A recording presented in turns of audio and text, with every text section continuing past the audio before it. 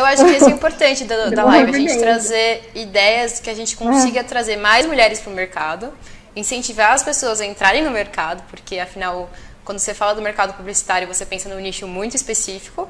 Então, quando a gente abre assim a visão, as pessoas começam a entender o que a gente fala, o que a gente faz, e também mudar a cabeça das agências. Afinal, a gente está falando por um motivo, a gente não fala só da boca para fora. Somos 3 pessoas de áreas diferentes, de lugares diferentes, trabalhamos em setores diferentes, mas o mercado publicitário está aí para isso. E o More Girls veio ajudar isso, né? Veio. A gente até, só fazer uma correção, eu acho que a gente está falando do mercado de comunicação. Hoje é muito pequeno falar só do mercado de publicidade. Então a gente fala de design e de conteúdo também. Sim. Né? Conteúdo está aí até mostrando uma potência muito maior do que a publicidade hoje em dia. Mas temos que lembrar que, apesar de ser um nicho, mercado, a gente está falando de criatividade dentro do mercado de comunicação pequeno, a gente sabe que a comunicação, ela molda a sociedade e ela faz com que as pessoas pensem coisas. Então a nossa responsabilidade é muito maior do que qualquer outro setor.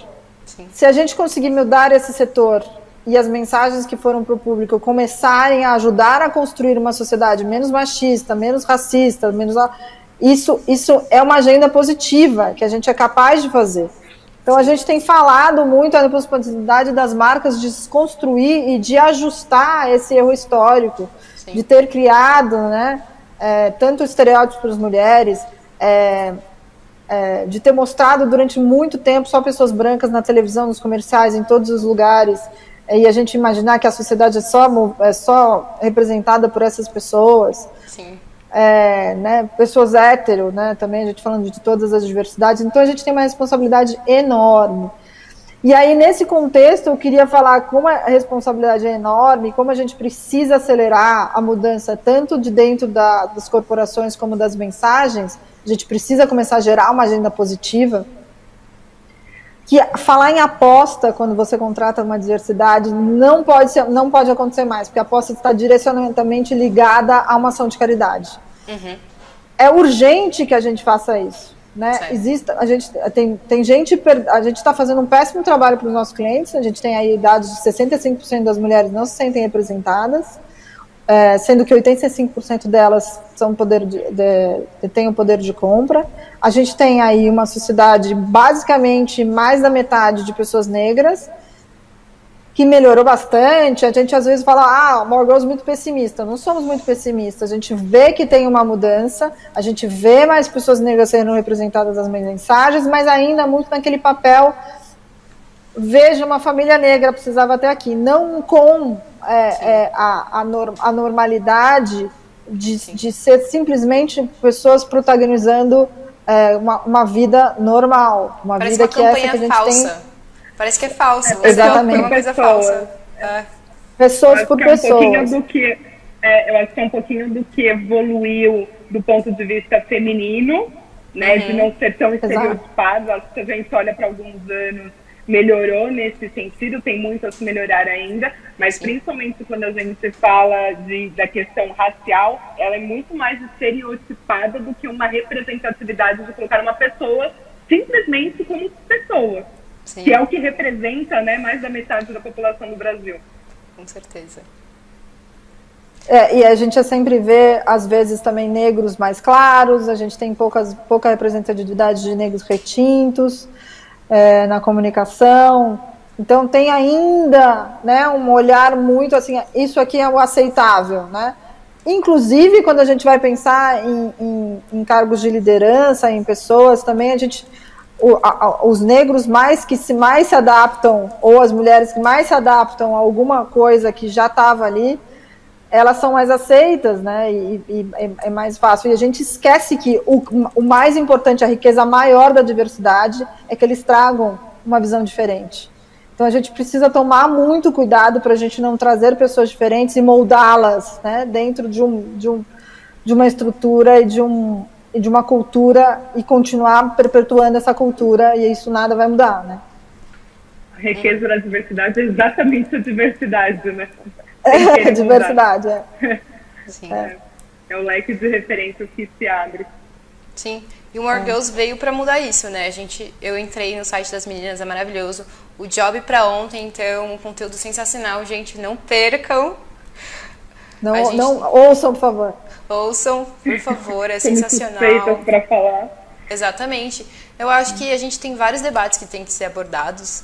E uma coisa que vem acontecendo diariamente é uma coisa que eu queria até comentar com vocês, é uma coisa que é um assunto polêmico, mas se a gente falar de feminismo, uma coisa que vem junto é o machismo, gente. É uma coisa estranha de comentar até, eu sei que as meninas vieram aqui empoderar, mas para empoderar a gente tem que desprender o que acontece exatamente. A gente estava comentando sobre serem mais mulheres contratadas, mas uma coisa que acontece quando a gente é contratada, a gente está no mercado, é o homem estar acima sempre, um diretor, um CEO, o cliente. Como faz quando as pessoas começam a te interromper, não te deixam falar? Eu queria que vocês dessem algumas dicas para o pessoal que está assistindo, porque isso acontece muito. Eu não sei com vocês, mas comigo já aconteceu várias vezes de ter uma ideia, começar a falar, a pessoa te corta e ela tá falando o que você ia falar e ela não queria ouvir você falando. Ou senão a sua ideia é diferente da dela e ela não quer ouvir. Então, como a gente faz para conseguir combater um pouquinho? Porque as pessoas se retraem, né? A gente é atacado, então a gente acaba, não vou falar porque eu sei que ele não vai querer ouvir. Ou senão, não vou falar pra ele, vou comentar com outra pessoa que talvez ela consiga falar. Como a gente muda isso? Porque é difícil. Já não bastasse eu queria fazer uma reflexão que a gente tem para estar nesses lugares, né?